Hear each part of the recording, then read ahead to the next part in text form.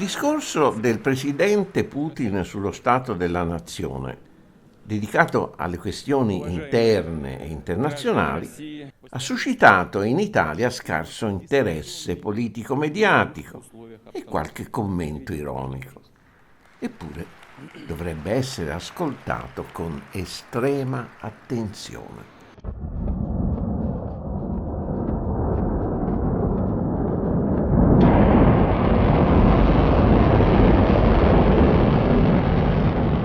Evitando giri diplomatici di parole, Putin mette le carte in tavola e gli denuncia il fatto che negli ultimi 15 anni gli Stati Uniti hanno alimentato la corsa agli armamenti nucleari cercando di acquisire un netto vantaggio strategico sulla Russia. Ciò viene confermato dalla stessa Federazione degli Scienziati Americani. Per mezzo di rivoluzionarie tecnologie, gli USA hanno triplicato la capacità distruttiva dei loro missili balistici da attacco nucleare.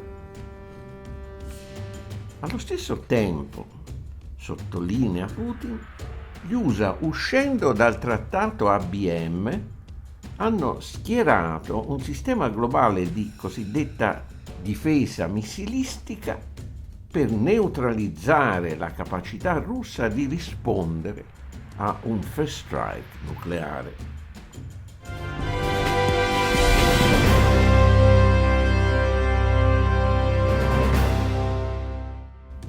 Sulla scia dell'espansione della NATO ad est, gli USA hanno installato siti missilistici in Romania e in Polonia, mentre altri sistemi di lancio di missili non solo intercettori, ma anche da attacco nucleare, sono su 18 navi da guerra dislocate in aree vicine al territorio russo.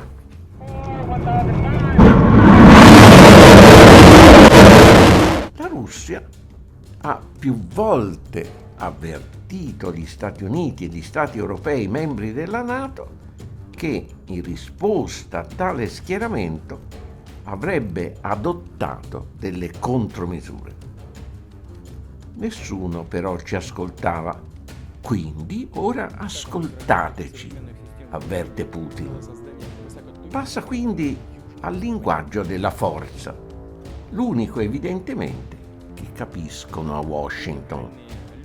Dopo aver ricordato che dopo il crollo dell'URSS la Russia aveva perso il 44,6% del suo potenziale militare e che gli USA e i loro alleati erano convinti che essa non l'avrebbe più potuto ricostruire, Putin mostra su due grandi schermi i nuovi tipi di armi strategiche sviluppati dalla Russia.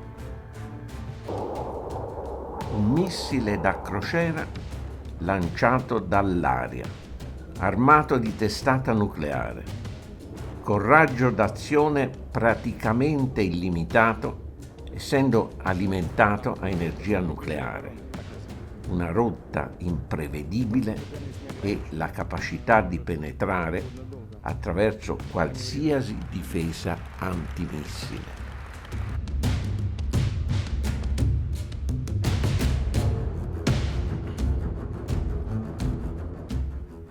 I missili Kinjal e Avangard con velocità ipersonica, cioè oltre 10 volte quella del suono.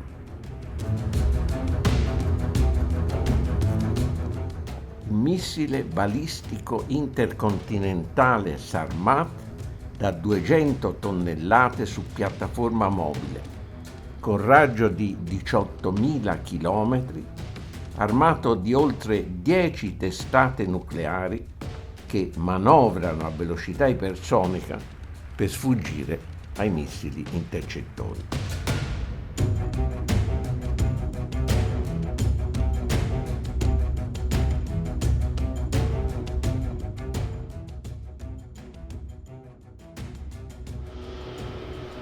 Un drone sottomarino più veloce di un siluro, che alimentato a energia nucleare percorre distanze intercontinentali a grande profondità, colpendo porti e fortificazioni costiere con una testata nucleare di grande potenza. Putin rivela le caratteristiche di tali armi perché sa che gli Stati Uniti stanno sviluppando armi analoghe e vuole avvertirli che la Russia ormai è al loro livello o a un livello superiore. Ciò conferma che la corsa agli armamenti nucleari si svolge non sulla quantità, ma sempre più sulla qualità delle armi, ossia sul tipo di vettori e sulle capacità offensive delle testate nucleari. Ciò conferma allo stesso tempo il crescente pericolo che corriamo avendo sul nostro suolo armi nucleari e installazioni strategiche USA come il MUOS e il JTEX in Sicilia. Il ministro degli esteri russo Lavrov denuncia che stati europei non nucleari, membri della NATO, violando il trattato di non proliferazione, vengono addestrati dagli USA all'impiego di armi nucleari tattiche contro la Russia. L'avvertimento è chiaro, anche per l'Italia.